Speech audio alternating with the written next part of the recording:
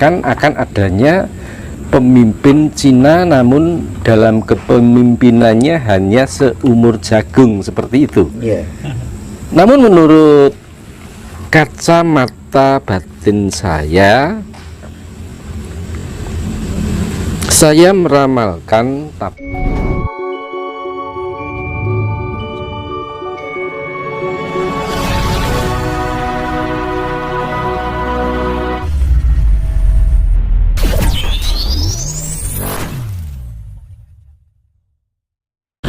sebelum saya menjawab, perkenankan saya menyapa sobat-sobat subscriber terlebih dahulu. Assalamualaikum warahmatullahi wabarakatuh. Rahayu, rahayu, sagung dumadi. Sobat subscriber dimanapun Anda berada, semoga panjenengan semuanya senantiasa dilimpahkan rahmat serta hidayah dari Allah Subhanahu wa Ta'ala, dijauhkan dari mara bahaya, dilancarkan segala usaha serta rezekinya, amin. Pada saat ini kita masuk dalam keadaan ketentraman, kedamaian, dan dalam lindungan alam atau lindungan Allah Subhanahu wa Ta'ala, sehingga alam pun bisa dikendalikan. Namun bukan berarti kita sebagai umat manusia yang mempunyai banyak kekurangan lantas jumawa atau menyombongkan diri, karena sewaktu-waktu banjir itu atau bencana itu pun terjadi. Namun berdasarkan siklus alam dan ramalan para pujangga terdahulu menceritakan bahwasanya pada tahun ini akan terjadi prahara yang besar, namun jangan terlalu khawatir. Tapi sekali lagi, bukan berarti kita lantas nggak terjadi apa-apa, jangan begitu. Itu namanya jumawa, sembrono. Manusia yang banyak mempunyai kekurangan, kita berserah diri kepada Allah Subhanahu wa Ta'ala. Semoga apa yang diramalkan para pujangga terdahulu benar, bahwasanya banjir itu, prahara itu, bencana itu tidak sedahsyat tahun-tahun yang lalu, melainkan hanya perputaran siklus roda peralihan tahun saja.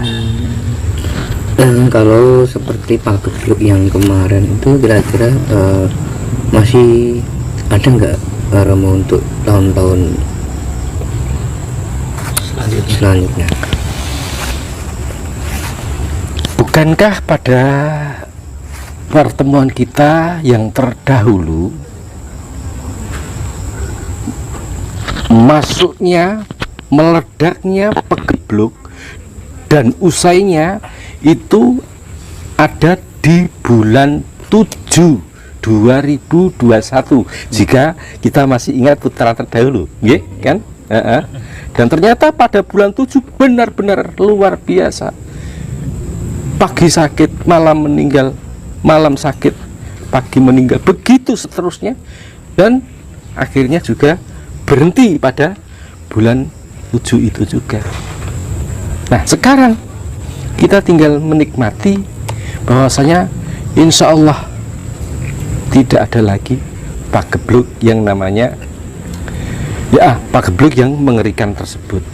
Namun mengenai tentang virus itu tetap ada, karena virus itu adalah bikinan manusia, ulah manusia pula.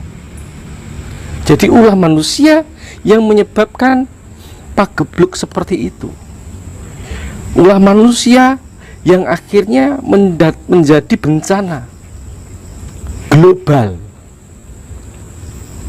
Bukankah kita masih ingat tentang usaha manusia yang ingin mengambil hasil bumi, menambang hasil bumi, misalkan mengambil minyak, lapindo misalnya? Pengeboran ini dilakukan manusia atau Allah? Manusia. Manusia. Ulah manusia kan? Akhirnya menjadi bencana. Nah, ini mengapa demikian? Itu adalah hukum alam. Ketika alam diperkosa, maka kita sebagai pemerkosanya yang bertanggung jawab. Begitu pula dengan adanya virus pandemi yang diciptakan oleh manusia, kita juga sebagai manusia yang terkena imbasnya. Berarti intinya itu semua karena ulah manusia sendiri nih Romo. Betul sekali. Ini yang kedua Romo, ini membahas kan banyak orang ini bahas masalah pemimpin kita untuk selanjutnya Romo.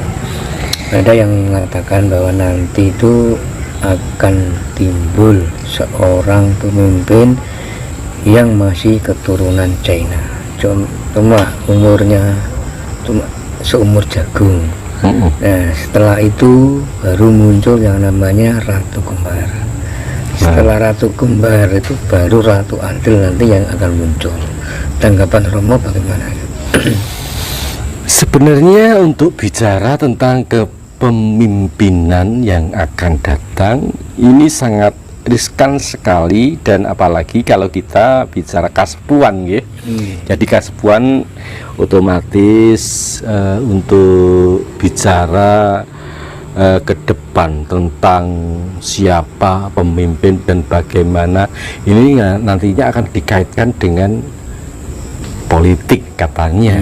Namun apa salahnya jika kita sebagai manusia juga mengetahui tentang perkembangan roda kehidupan agar kita bisa memilih dan tidak terkejut apabila ada sesuatu yang memang terjadi seperti yang jenengan sampaikan, akan adanya pemimpin Cina namun dalam kepemimpinannya hanya seumur jagung seperti itu. Namun menurut kacamata batin saya meramalkan, tapi sekali lagi ini hanya ramalan, bahwa sesungguhnya benar dan tidaknya itu adalah kehendak Allah Subhanahu wa Ta'ala. Insya Allah untuk kepemimpinan yang akan datang ini masih lahir tah suku Jawa. Ngaten, masih trah suku Jawa, yang artinya keturunan Jawa. Namun dalam pemilihan nanti memang akan lebih ramai ketimbang pemilihan pada 10 tahun yang lalu. Akan lebih ramai pada pemilihan di 10 tahun yang lalu. Maka dari itu saya berharap saudara-saudara saya jangan sampai terbawa arus, ikuti nurani. Jika memang itu pantas sebagai panjenengan rasakan pantas untuk dijadikan pemimpin, ya silahkan panjenengan pilih dengan nurani. Jangan sampai panjenengan menjadi orang-orang bayaran, dan ingat, jangan sampai jenengan terperangkap oleh jaring-jaring orang-orang yang mempunyai ambisi dan kepentingan sesaat yang akhirnya memecah belah persaudaraan kita. Karena apa? Pemilihan itu hanya sementara, namun persaudaraan kita selamanya. Saya katakan sementara. Oke lah, pemilihan yang jadi itu 10 tahun atau 5 tahun, tapi persaudaraan kita seumur hidup. Jangan sampai nanti panjenengan terpecah belah hanya karena beda pilihan. Monggo silahkan berbeda pilihan, karena perbedaan itu sesungguhnya adalah indah. Tanpa perbedaan kehidupan tidak akan ramai. Tanpa perbedaan kita tidak akan mendengar bagaimana warna dunia. Namun dengan perbedaan itu kita bisa terpecah oleh keadaan. Maka sekali lagi saya sampaikan, dari penglihatan mata batin saya masih optimis bahwasanya besok pemimpin itu keturunan Jawa? Jawa Timur, Jawa Tengah, apa Jawa Barat, Bro? Yang jelas keturunannya masih ada di Jawa Timur. Ini Trah Jawa Timur. Trah Jawa Timur. Mungkin masih ada keranda dari Singasari. Darah Singasari, bukan Majapahit lagi. Singasari, Bro. Singasari atau Kediri.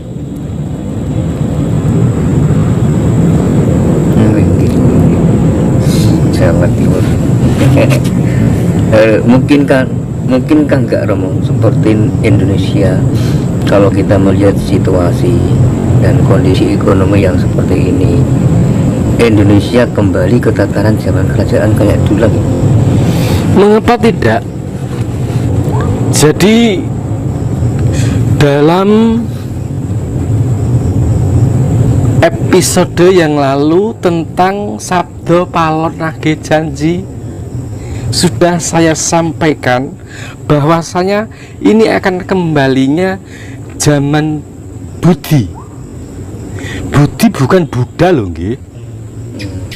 Budi itu adalah Buddhis yang artinya suci, kesucian yang akan membawa kesemakmuran bangsa-bangsa, kesemakmuran persaudaraan. Dan dari sini kita sudah bisa melihat dan merasakan betapa saudara-saudara kita sudah sadar kembali tentang adanya kita dari mana, berasal dari mana, dan akan kemana. Sudah tidak sedikit pengingi sepuh kaum penghayat yang sudah mulai bangkit untuk menata kembali Nusantara dan Khatulistiwa berdasarkan keimanan masing-masing. Bukan berarti kita tidak menerima ajaran dari mancanegara. Kita menerima ajaran dari mancanegara sebagai sinergi, sebagai keseimbangan, bukan untuk dimungsuhi, tapi untuk menyempurnakan ajaran. Nah, inilah yang akhirnya membawa kecemerlangan bangsa serta budaya kita.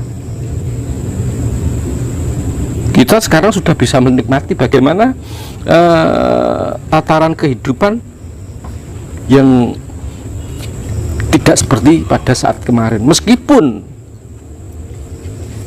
2 tahun kita tertekan dengan keadaan, toh nyatanya ekonomi masih tetap mapan, gitu kan? Tidak ada berita kelaparan, tidak ada berita seperti saudara kita yang di Ethiopia sampai terjadi busung lapar. Kita semua meskipun yang dapat bantuan pemerintah maupun